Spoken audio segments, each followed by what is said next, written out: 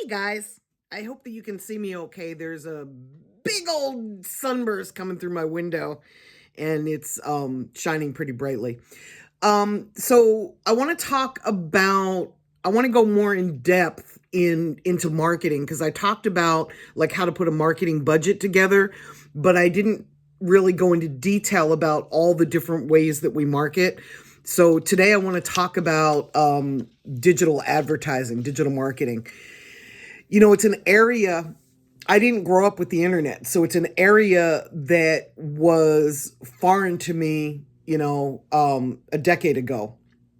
So what I had to do and what I recommend you do is hire people that are really great at it because it's an area where you can lose money and you can be real ineffective real fast if you don't know what you're doing. But for me, because I didn't really know how to determine, first of all, who to hire, because I didn't know if what people were pitching to me was accurate or not, because it's not my world. This goes back about 10 years, 8 years ago. And so what I did was I learned as much as I could about Google ads, Facebook ads, Instagram ads, Twitter ads. I wanted to learn how it all works, not because I wanted to do it, but because I wanted to know how to police the people that were doing it for me, like the people that I was hiring. But I also wanted some understanding of it so that when I talked to my digital team, I could really understand what they were talking about. Like when they were talking about running A/B ads and which ads outperformed other ads and price per click. And, I needed to understand what all of that meant. And I suggest that you do the same thing. Now, the problem with reading books about digital ads is that it changes so quickly that it's not really something that you can go and get a book and learn just because of how long it takes books to come out. Unless the book is independently published, it takes about a year to a year and a half for a book to come out. So by the time somebody writes a book on digital marketing or digital advertising, it's already old by the time they're submitting it to their publisher. And then by the time it's printed and mass produced, it's kind of a wrap. You're kind of reading about what worked a year ago or a year and a half ago. So I've used online resources, and I don't want to send you to the people that I learned from, the Neil Patels, folks like that, because I don't know that they're still the people that are hitting. Now, there are marketing people that I do follow, like Gary Vee. I love Gary Vee. I don't utilize everything that he talks about because it's not right for the music industry, but I find him very inspirational, and I find a lot of the stuff that he does talk about to be really helpful. But I suggest that you find out who the digital marketing people are in the music industry that are effective. Most of them do work for major labels as well as independent labels and do-it-yourself artists. They're not cheap. Nothing in this industry is cheap, so I guess that shouldn't surprise you by now. If anything, that's one of the things that you've learned to come away with from this series is this is not a free industry. But digital advertising does work. It is cost effective, meaning you don't need to have millions of dollars to be able to place ads and reach your market. And if you hire people that are really good at what they do, that are great at what they do, you can really build your fan base up pretty quickly. You can really increase your social media following. Like there are things that come from it. I talked yesterday about building a merch site, and digital advertising is a wonderful way to drive your fans and your potential fans to your merch site, especially when you put up new product, new designs, So the thing about digital ads is even once you choose who you're going to hire and you bring them on board, you're going to pay them a flat rate per month. And that can be anywhere from, like $1,000 on up. And then you're going to pay them a daily rate to place the ads. So you're going to pay to place the ads. And we run ads on a lot of different stuff every day, from merch site to new songs to videos, to content that the artist has. We place ads for shows when the artist is touring and doing a show. If we feel like the attendance isn't going to be strong enough, we'll place ads in that area. You can target by zip code. You can figure out exactly who your fan base is and target those people. And the great thing about Facebook is you can target people like those people. So not only can you have a basis of people to advertise to, but you can also choose to advertise to people that are similar in demographic and psychographic and character to the people that you've already chosen to advertise to.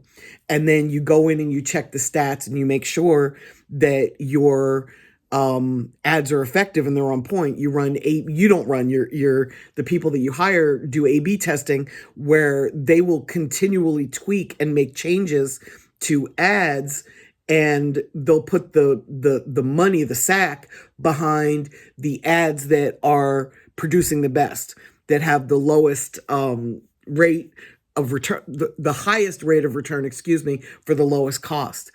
And we test a lot of music that way too, to see, which songs do the fans prefer.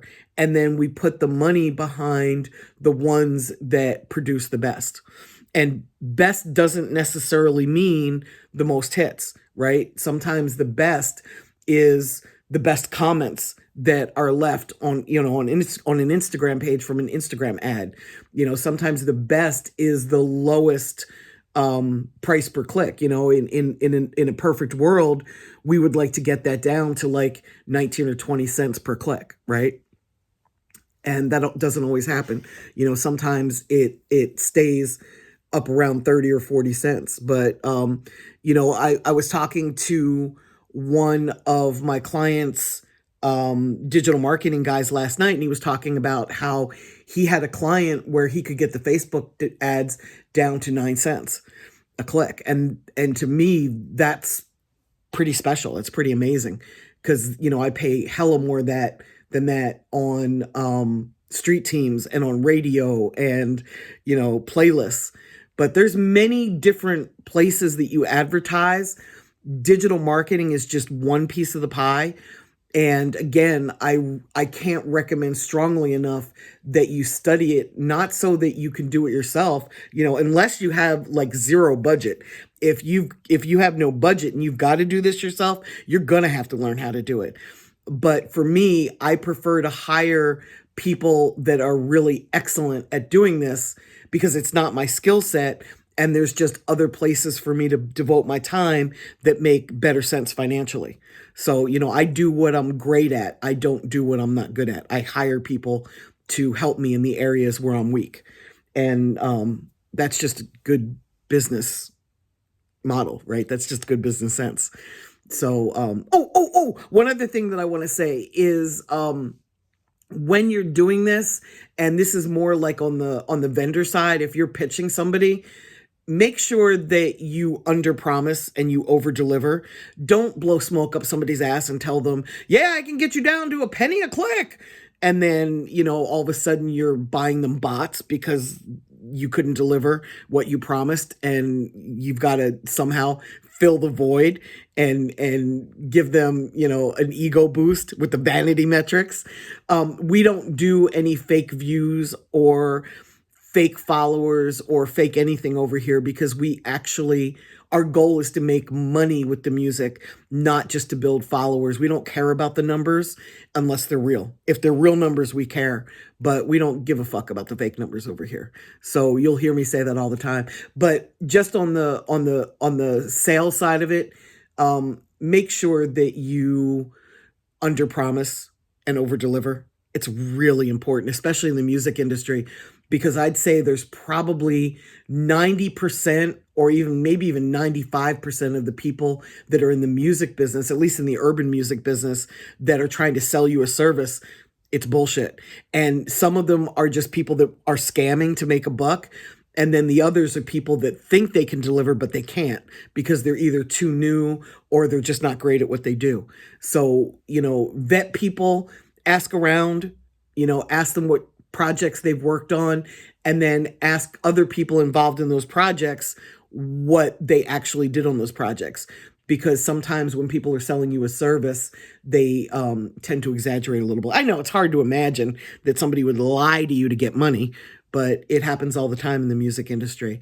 So Google them, do as much research as you can, find people they've worked with, not just people that they refer or who are willing to give them a recommendation, but find other people that really worked on those projects and just make sure that the folks who say they did something really did what they said that they did. Google is your friend in this case. Okay, y'all, thanks for tuning in. We're going to talk more about marketing over the next couple of days. Bye.